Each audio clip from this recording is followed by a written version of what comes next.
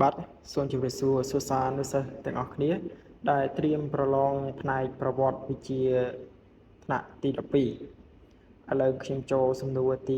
21និង22ថ្ងៃនេះខ្ញុំត្រៀមសំណួរត្រឹមតែ2សំណួរទៀតហើយដោយសារតែសំណួរទាំងពីរនេះគឺជាសំណួរដែលខ្លឹមហើយករណីដែលចេញនៅក្នុងការប្រឡងក៏មានច្រើន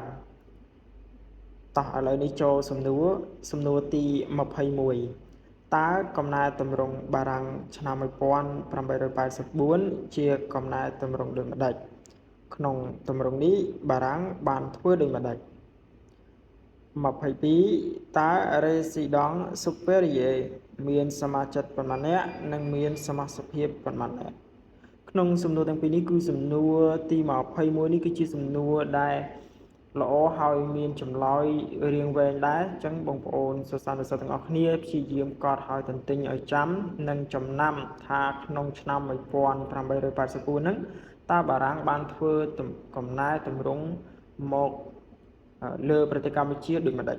តើឥឡូវនេះយើងកុំឲ្យខាត់ពេលយូរយើងចូលទៅដល់ចម្លើយទី21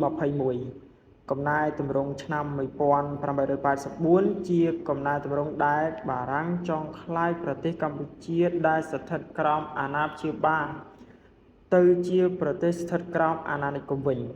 គឺមានន័យថានៅឆ្នាំ1863នោះគឺបារាំងបានដាក់អាណាព្យាបាលមកលើកម្ពុជា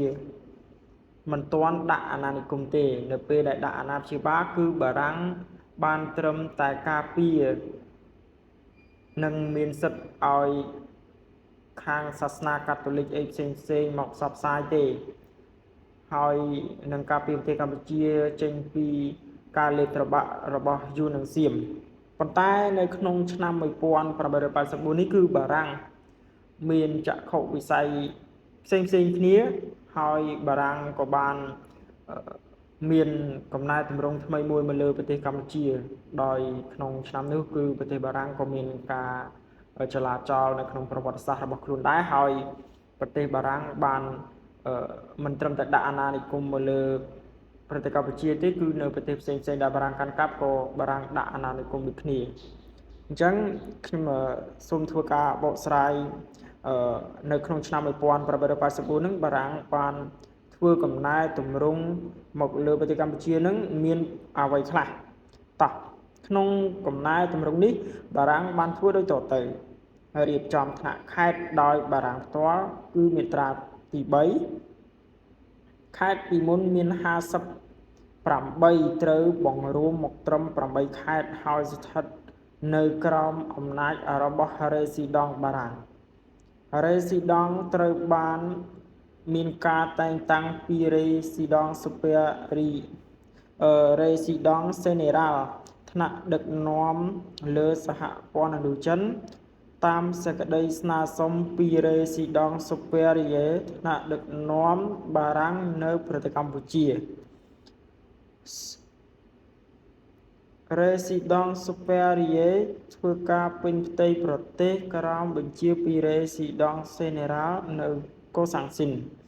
គឺគាត់មានសិទ្ធិគ្រប់គ្រងនៅក្នុងប្រទេសកម្ពុជាទាំងមូលដកសិទ្ធិអំណាចពីព្រះមហាក្សត្រគឺព្រះអង្គចាំទទួលនិងយល់ព្រមប្រគល់សេចក្តីសម្រេចចិត្តរបស់ Résidence Supérieure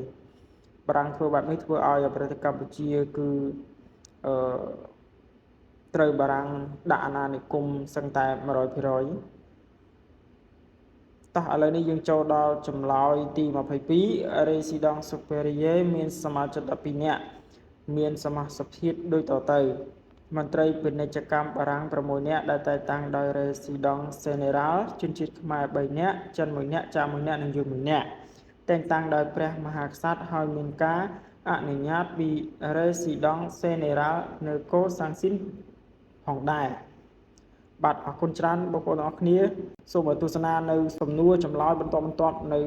ថ្ងៃខាងមុខអរគុណច្រើន